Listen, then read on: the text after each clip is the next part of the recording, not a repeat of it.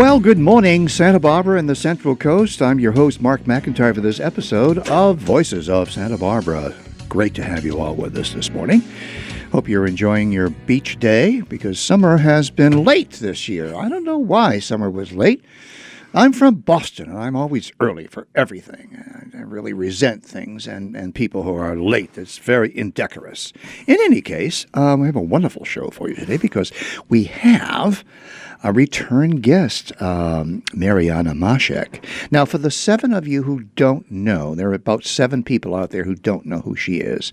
And just for their benefit, I'm just going to go through a very, very brief recap so that you can catch up with the rest of humanity who knows exactly who she is.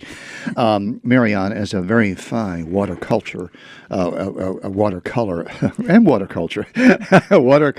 artist here in Santa Barbara. She grew up in a very artistic environment of fine art, music, and dance in Santa Barbara. Her mother, Galina Sakharoff Mashek, she was an artist and an art teacher. We're going to get into that later, who taught and inspired Marianna in early childhood. Marianna's artwork is a personal journey, I think I would probably describe it, of both the inner world and the outer expressions and nuances of love, romance, and culture. We were talking about that during the green room just before the show. So, welcome back, Marianna. Mm-hmm. You look wonderful. Thank you, Mark. We both got the blue. What color? We're both wearing blue shirts. Okay, you can't see this on your color TV, your black and white TV. They used to say that, actually. You can't see this on your black and white screen, but would you call this cobalt blue? I would. I was just going to say cobalt, yes. You know, I'm not completely stupid about art, even though all my art teachers told me that I should keep going. Anyway, the reason that she's back on the show, well, a couple of reasons. I just enjoy her so much, and I enjoy her work. And I'm sure most of you here in Santa Barbara do as well. But Marianna has a new exhibit because she just got back from Paris, the city of artistic inspiration. And she has several important works that come from the recent visit that she did to Paris. And the exhibit that we are speaking about is at the Tennis Club here in Santa Barbara up on Foothill Road. And the exhibit of her work, it's new work and old work. It's a sort of a combination. It'll be going until, what, September? September 6th. September 6th, mm-hmm. Okay. And what are the best viewing hours to go and see? Well, actually, every day the club is open from at least 10 a.m. to 9 p.m. every day. And there's a lovely deck where you can sit and have coffee or lunch, as well as the gallery. So I feel really fortunate to have my work there. It's a very nice, light space. Yeah, I was privileged to go to your opening, and I was sitting there in the lounge in the gallery, and I hear the soft crush of tennis balls in the background as I'm watching and looking at your new work, and it was sort of surreal in a way because there were little kids running around, and people were coming and going from the tennis courts, but that sound of the tennis racket hitting the tennis ball and then the bouncing. It was sort of like background music to the art show that you were running. So it really is a wonderful venue for your yeah. show. It's airy. Nice. It's airy. It's a nice space. Yeah, and well, tell us about your trip to Paris. When did you go? And how long were you there? Well, this trip was something that I've been to France, but it was like 21 years ago, and so I've been traveling more the last few years. I went to Russia, and then I went last year. I traveled with the Santa Barbara City College Concert Choir to sing in Germany, Austria, and Prague, specifically in Czechoslovakia. So we sang in churches. It was wonderful. I didn't know that you were a vocalist. Yes, I loved. didn't know Well, that. I sing in the choir. Yes. You didn't tell me that. My goodness, that's so many hidden talents that she Yeah, has. we Incredible. actually sang for the Verdi Requiem with the symphony, the Santa Barbara That's Symphony. one of my favorite requiems. in, Mozart and Verdi are my two favorites. Right, in April with Wow. with the conductor of the symphony. Huh. It was lovely. It was 150 voices, yeah. so several choirs. Yeah. But yes, so I just had Paris on my mind completely. Mm-hmm. It's like, okay, this is the time to go, and this is the time to just relax and appreciate this amazing culture and the beauty. And Notre Dame had its accidental fire just before, and it was almost like I felt I was doing a pilgrimage to the Grande Dame, the heart of Paris, Ile de la Cité, and so where I was staying, I could walk along the Seine and past the booksellers, etc., and go across on the bridges. And go to the various places, which were all delightful, I have to say. I mean, there were, there was construction going on like there is in Santa Barbara. Everywhere. And, in Santa Barbara. So traffic, the buses were redirected at times because of construction. But it's such a beautiful place with deep culture. And did you actually go to see the damage that was done to Notre Dame? Not specifically, but definitely. I mean, I was very close by, and so I saw how much was being already. I mean, they really got in there, and the scaffolding, Really? They cleared up? Cranes, and there's reconstruction on the roof, definitely. Right. A lot of people don't realize that the roof was made out of wood, and so was the spire. And that burned, very special. I've read stories of the types of trees. Mm-hmm. And oh yeah. It was a very sacred thing to do Yes. it, and they are going to restore, from what I understand, not anything modern, but as much as they can to the way that it was. Right. And, There's a big controversy about that, isn't there? Yes, as but there's the about French, everything these days. I heard this, that the French are, it's their tradition. They're very proud of their culture, their tradition, and how things are. To be, yeah. But they're also forward thinking. Yeah. And so you'll get, some of the modern. Well, I think the pyramid, Ayampe's pyramid outside of the Louvre. Yes, and the big pavilion that's so modern, just for modern art. Yeah, the French definitely have their own way of insisting upon the propriety of their culture. In fact, that's why when I was doing a commercial in Paris, they disapproved of the way I was speaking French because I did it with a Boston accent.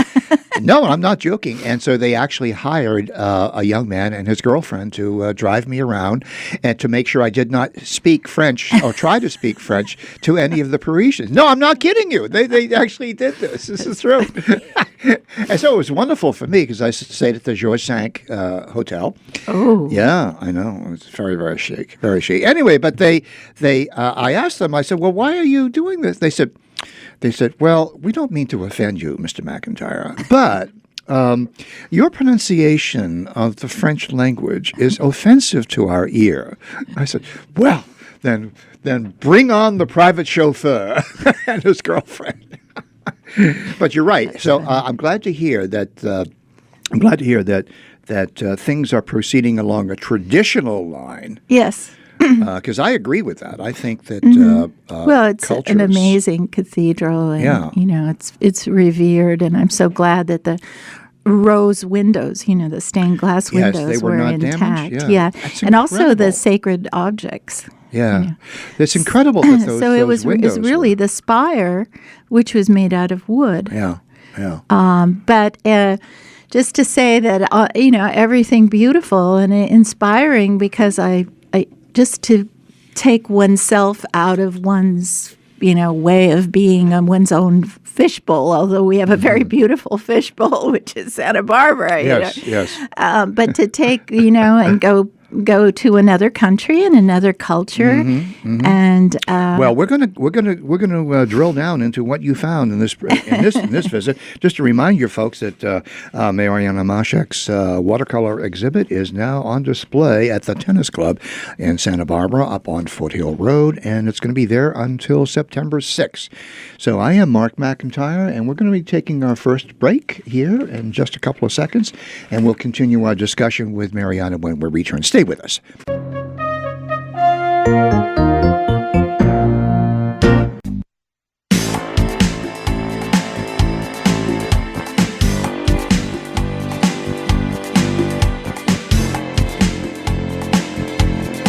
And we're back. I'm Mark McIntire, your host for this episode of Voices of Santa Barbara. Delightful conversation we're having here this morning with Marianna Victoria, named after her mother, Mashek. And she is a Santa Barbara resident, has been a Santa Barbara resident. Her mother was an art teacher and a Santa Barbara resident for many years. And so we're just discussing her new exhibit, fresh from Paris, as they say in New York. Fresh from Paris. She has a new exhibit of works, watercolor works, at the Tennis Club here in Santa Barbara, up on Foothill Road. And it's open to the public. No admission charge. It's a delightful way to listen to the crush of tennis balls and tennis rackets and the pitter-patter of little feet and the comings and goings of people. And there you have this marvelous artwork to inspire you. It's great. Anyway, welcome back, Marianna. And we were discussing before the break your trip to Paris. And why did you go? Why was it this time? I know you just said you hadn't been there in about 20 years, right? But why now? Why did you go now? I think of all the places that I could travel to next, it was almost like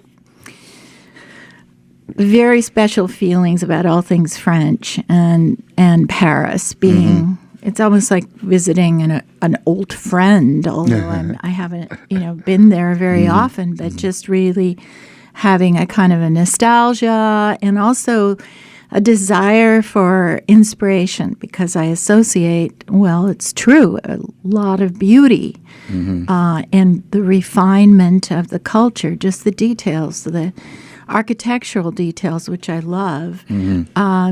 Ornamentation over doors, and just details that the French want to decorate and make beautiful and have forever things. Their architecture, just the flower vendors, the markets, And you see it in the smallest details of the most inconspicuous, everyday, ordinary things. Handles on doors. Banisters. Yes. Bridges. The sides of bridges. The parts of bridges that nobody's ever going to see. Yes. But if you somehow get yourself down there, which you can, if you take boats under the bridges, you can look up. Yes, and even, which I did. Yeah. I was on the... Isn't that something? The weather was very nice. Starting to get... warm by June. I left June 3rd, but June and July were very hot, as you probably know. Yeah. But so that, and also I did go a day trip to Monet's garden, to Giverny, and that's just incredibly beautiful to think of that artist that lived there.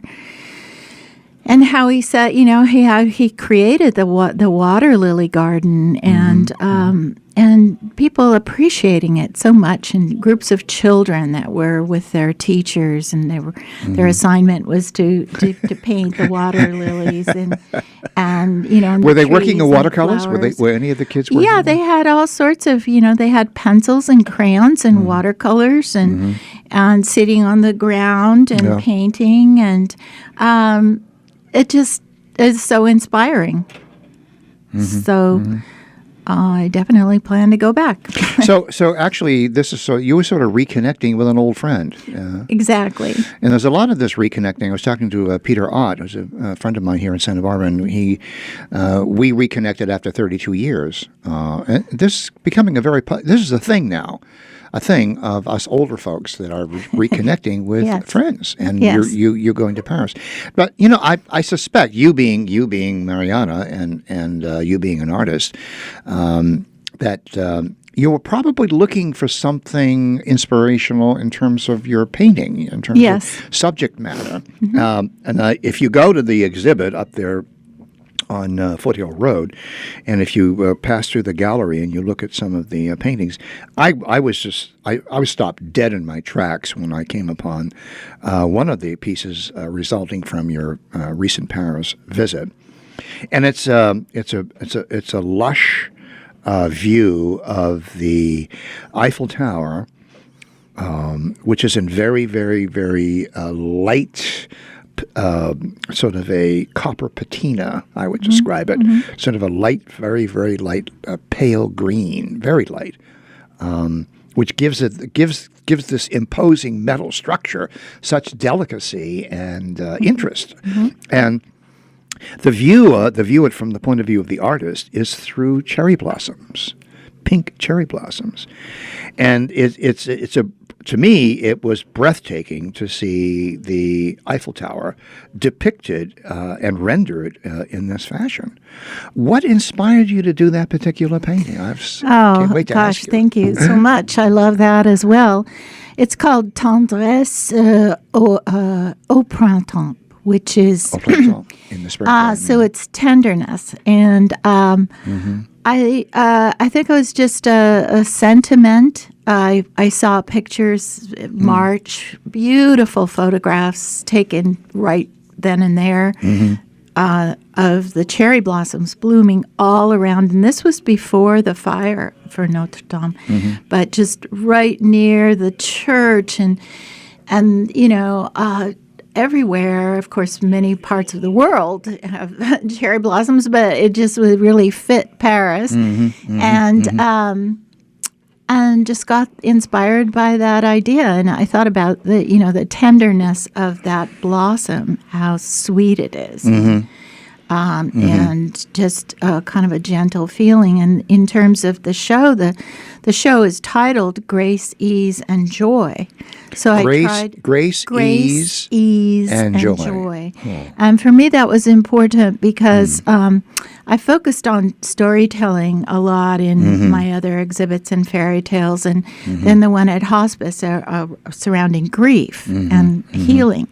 And so this one, I thought at this point in time that it would be really refreshing to have kind of a positive, joyful sentiment, and that's what that painting is to me.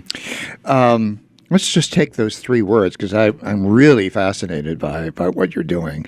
And as soon as you say to a philosopher something like my inspiration and my theme for my exhibit is grace, ease, and joy, as soon as you say that to a philosopher, I cannot help but to be interested in what you mean by those three terms.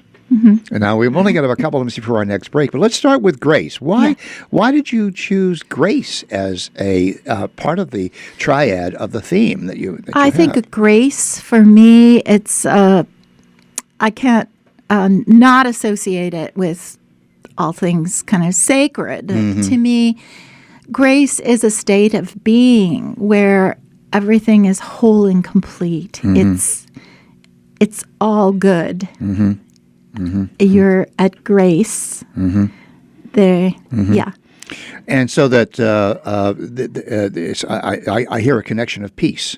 Yes. In your talk, in your notion of grace, it's interesting how people's concepts of grace are so varied and nuanced, and particular. I remember John F. Kennedy, President Kennedy, used to use the word grace a lot in his speeches as a politician, which alarmed a lot of people because they'd never heard a president talk about grace and really put a value on grace. And he defined grace as never offending.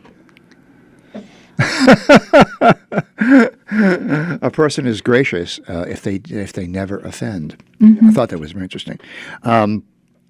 So ease. That's the second Yes. second term. And I can see how grace can go with that. What's your perception of what ease means in terms of your painting? I think, without getting too much and caught up into Right. world issues, but Well, you are I talking think, about a philosophy. yeah, right. We'll give it Well, just philosophical, I right. mean, everybody knows that things are complicated Yeah. in the world, Yeah. and ease is once again, it's a state of being that's that's okay with everything. It's like acceptance and ease, and that things are whole and complete and good. It's all good. Well, we're gonna pause on that to take our second break. I'm speaking with Marianna Mashek. I am Mark McIntire. This is AM 1290, Santa Barbara's News Press Radio, right here on KCSB. Stay with us.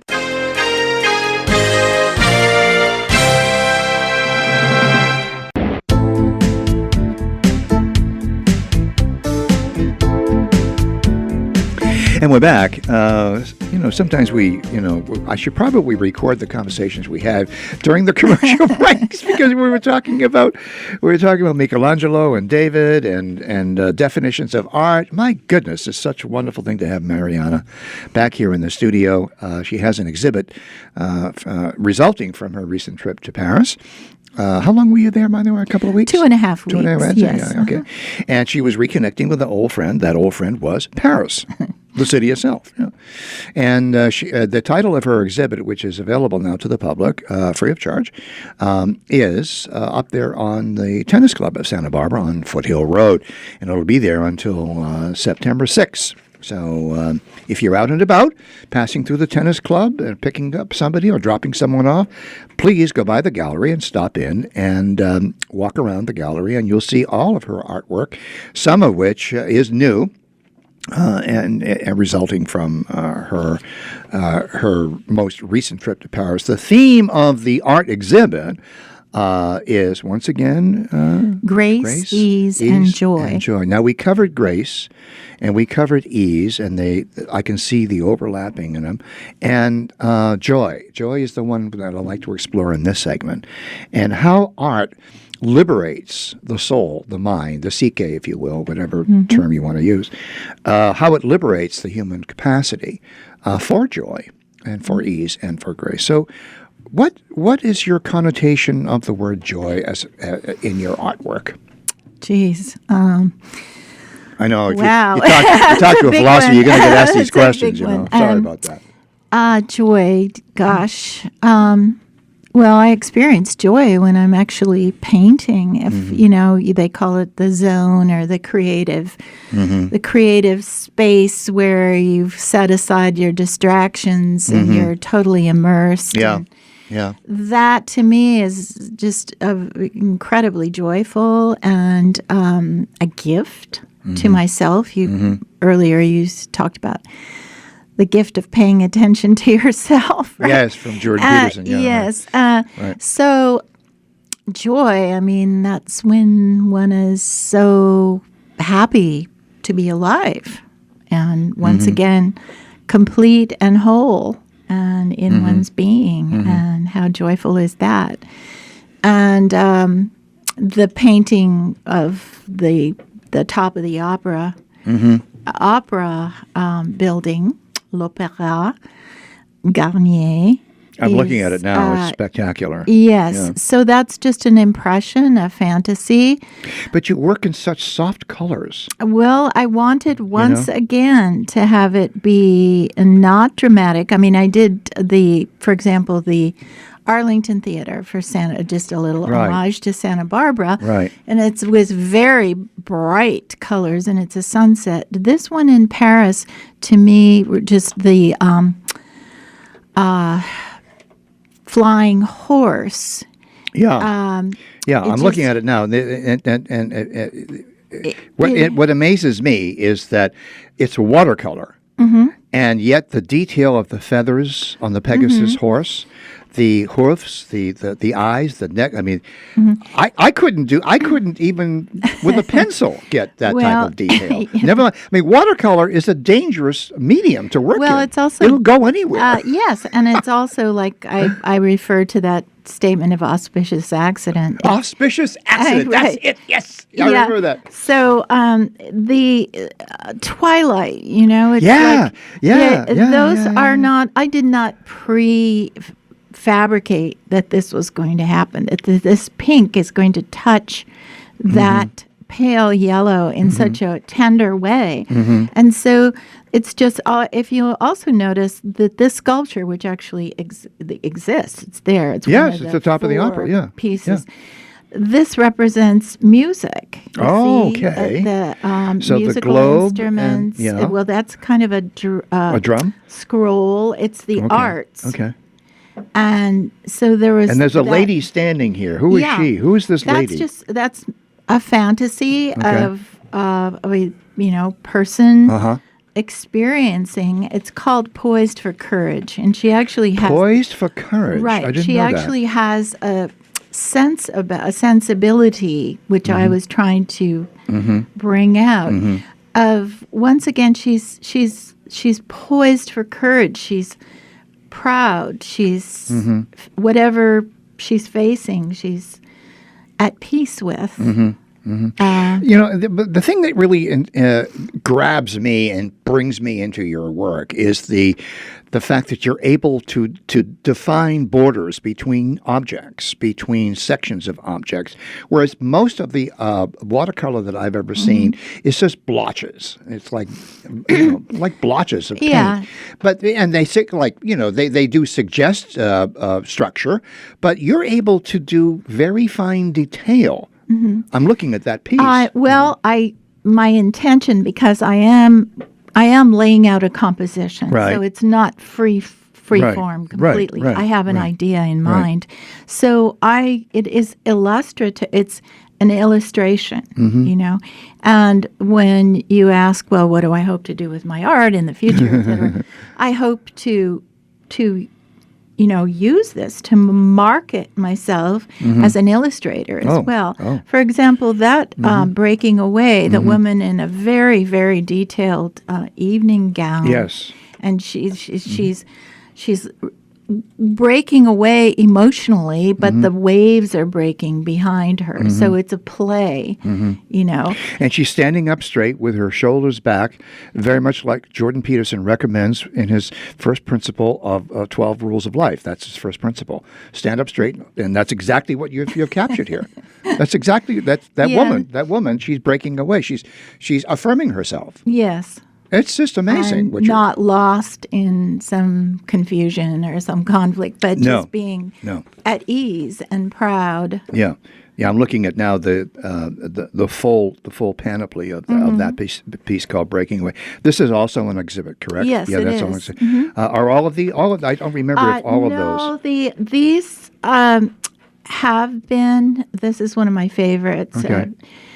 These are not the breaking away piece. Yes, That is, because yeah. I really felt that she Yep. should be represented. She, once again, these are now personalized friends of Yes. mine, my artwork.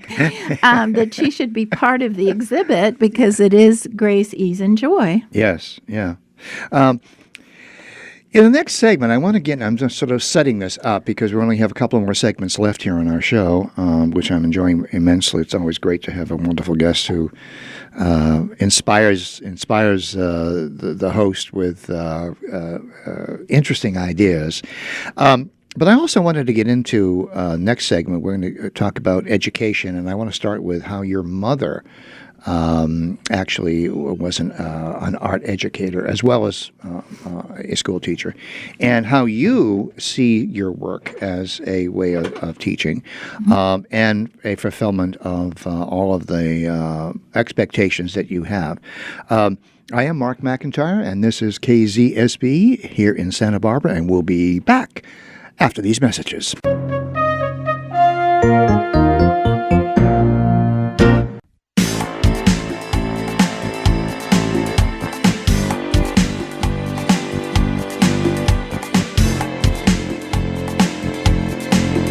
And I'm getting the signal from our trusty engineer, Dr. Dugan, the doctor of sound, who makes us sound and look fabulous for radio. So Marianna Mashek is my special guest today. We're both adorned in cobalt blue shirts. We did not communicate this. This is purely by accident. It's quite funny. But I want to get into just the educational aspect of your life. Your mother was an art teacher here in Santa Barbara. She taught you.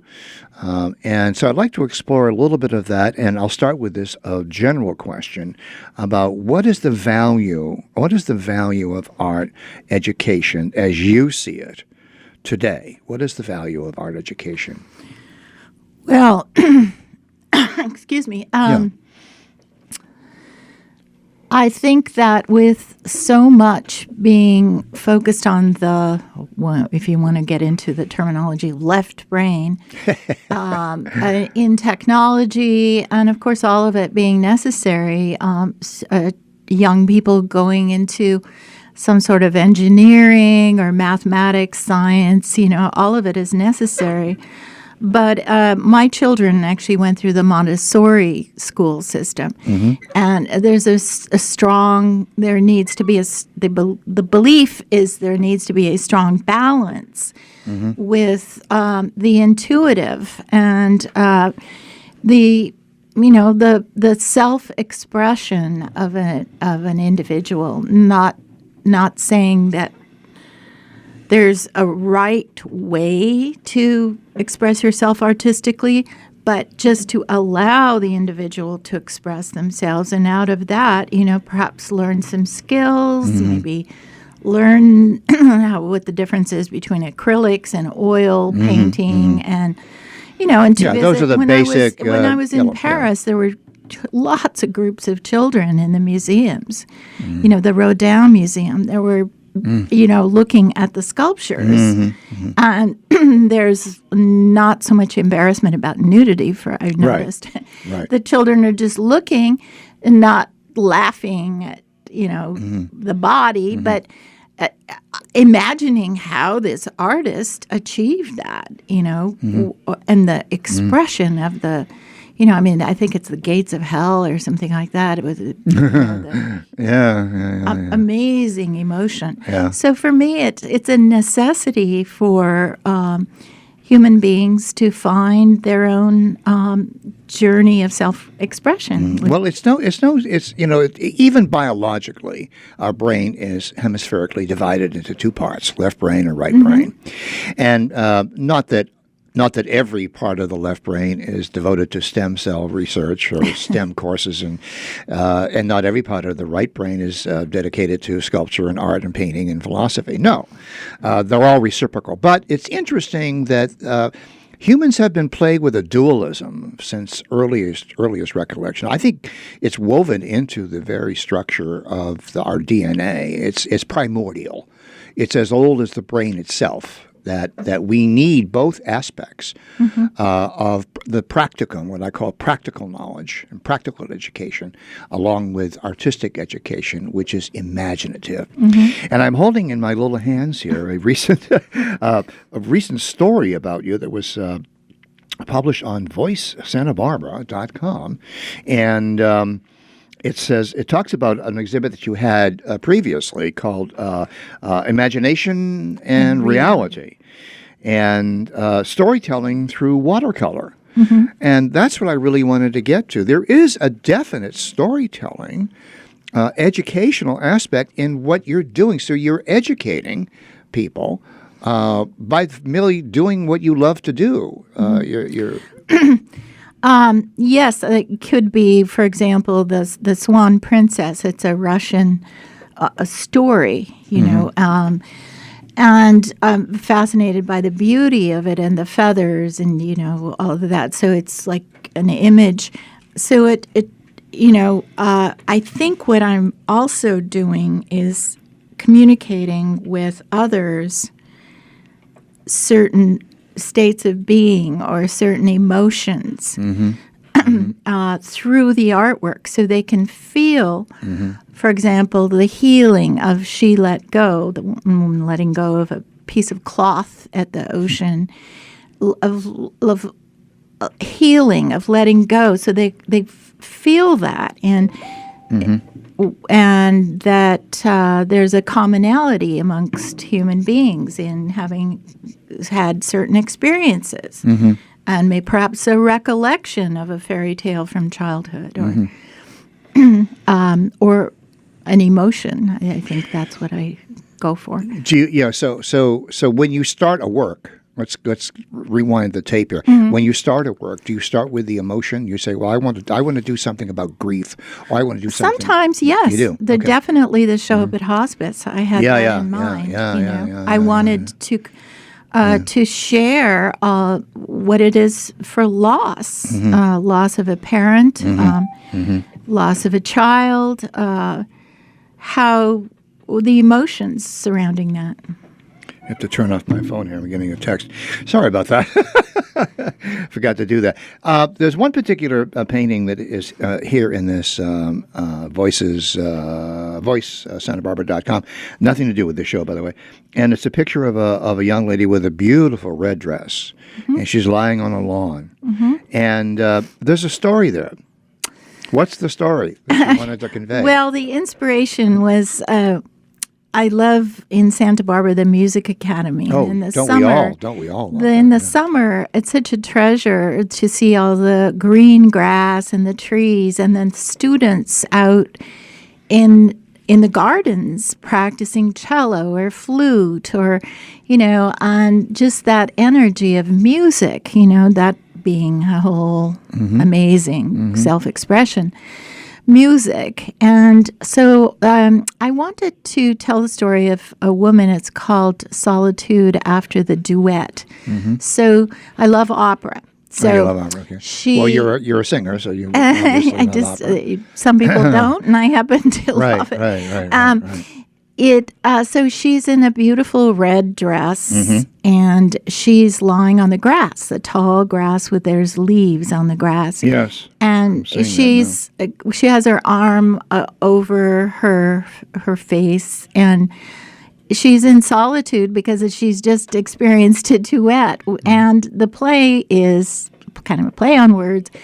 Perhaps it's the end of a romance or a relationship. So it's deliberately ambiguous. She's taking a rest, right, and enjoying her solitude. Right. So it's a state of being once again. Yeah, and the marvelous thing about it is it really captured my attention because of the fact that it was so ambiguous, I think one of the hallmarks of a successful artist is the ability that it has to inspire. I had another teacher who was a Sister Mary Gretchen, and she was my drama teacher in high school. And she, I asked her one day. I said, "What does talent mean? What does it mean for somebody to have talent?" And she had these steel gray eyes, and she would look up into the sky as though she were talking to God, And some believe she would look up with this fierce expression, and she said, "Talent is the ability to thrill a room full of people." And she said it with such authority. I thought that she had just got that from God. That's God's telling her that. But I'll never forget that, because every time I look at your paintings, and every time I look at somebody that I think is a great artist, that's whether it's music or a play or a sculpture or anything. What it communicates to me is that it thrills me in a way that words cannot thrill. Words cannot thrill in that way.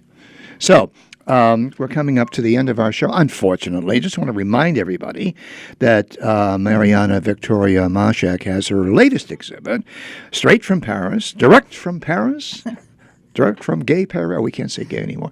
Gay Paris, and it's up at the tennis club in Santa Barbara, up on Foothill Road, now through... You can go there this afternoon, now through September 6th.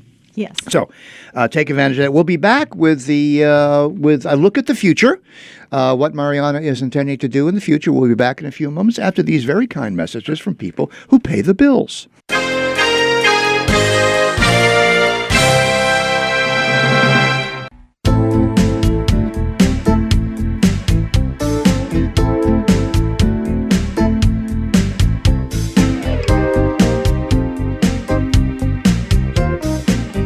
Oh, we're having too much fun here at KZSB AM 1290, your news talk radio station here on the Central Coast, and we're about to wrap up our second interview with one of the treasures, the artistic treasures we enjoy here in Santa Barbara, Marianna Victoria Mashek. She is a watercolorist, which I still can't even fathom how watercolor is even done. When I was in grade school, Sister Helen St. Thomas tried to get me to do watercolor, and it looked like a bunch of cats had relieved themselves on my paper. I mean, it was just awful. It was just terrible. And she said, "You don't know what you're doing, do you?" And I said, "No, I have no idea what I'm doing." And she said, "Good, keep that up. Keep doing that." So, Marianna, reminding people to get to the exhibit. I even encourage visitors to go up there and see the exhibit. It's that spectacular up on Foothill Road at the tennis club. And you can go today, by the way. If you're not doing it, it's a beautiful day. Go up there today.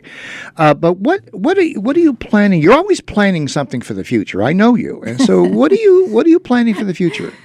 Well, gosh, besides traveling again, I think, I would love to look forward to something next year. I will be having another show next summer. Oh, wow. We'll have you on again. Yes. I would love to. We'll have you on again. Seriously. You'll be a regular. Oh, right. thank As a you. matter of fact, Richard Dugan's going to charge you rent here in the studio. Said that. Well, okay. So I've been thinking about this a lot. Good. But my plans are, and I, put this out to the universe, to create new, brilliant, inspired artwork. And also to discover new business opportunities for illustration and design. And my dream would be to make fabulous contacts worldwide and perhaps show my work in a little gallery in Paris or maybe even in St. Petersburg. Oui, Paris. We would put that out into the universe. Yes. You never know, with social media, this is not out of the range of probability. Yes. Okay. And to sell my artwork internationally, to continue to have outstanding exhibits. I think, to establish a business network in Santa Barbara. And that would be maybe perhaps a community with other artists that's not competitive so much as cooperative. Very good. That if somebody gets a work assignment to do illustration for a radio show or whatever it is, or a website, a website, or a clearinghouse, and they say, well, that's not our way of, that's not my style or my deal, but she can tell stories. And so, share ideas and share the wealth, the success. And, you really intrigued me about the illustration thing, because I think there is a great market for you. I think there really is a great market. When I look at your paintings, you know what I see? I see illustrations for romantic novels. Oh, wow. That would be fun. Really? Yeah. Seriously. Because almost all of them feature beautiful women in very imaginative settings in watercolor, which you don't see. You don't see watercolor. That would be fun. And I've talked with our mutual friend Tony about the day that she publishes her poetry. Tony Bixby. Wouldn't that be fun to illustrate? Yes. So there are writers. You belong to that group of writers, don't you? Here, no, I'm not in that at this point. Right. Well, I was thinking, sketches and illustrations for fashion, food, garden, whimsy, children, and to basically develop a career as a successful paid artist. Well, if you're at all interested in talking with Marianna, you have a website where all of I her do. work what's the website? It's Marianna Victoria Mashek, all one .com. So Right. it's my website. Right, and you might want to Google that before Yes, you. then and you'll find it. please get in touch with me, and also to see the work up at the tennis club. Mm-hmm. And And there's a wonderful coffee table book, which Yes. makes a brilliant gift for those who are inclined to have such things in their home, because as another friend of mine said, that art defines space. And coffee table books when I go to anyone's house and they have coffee table books, I always pick them up and thumb through them. that's awesome. Yeah, I'm really so. Anyway, there is a future for you commercially here in Santa Barbara, and I love your idea of the cooperative work. And maybe on your website you can start a registry of collaboration with other artists here other artists, for the yes. purposes that you have delineated in your bullet points here on your Yes. on your paper about. But I see you as an illustrator for novels, and even some works more psychological works. Yes. And even philosophical works. I do have a piece at the Cancer Center, the Oh, you do? Ridley Tree Cancer Center, Oh, and okay. it's the piece She Let Go, which is the woman letting go of the piece of cloth. and we got to let go of you,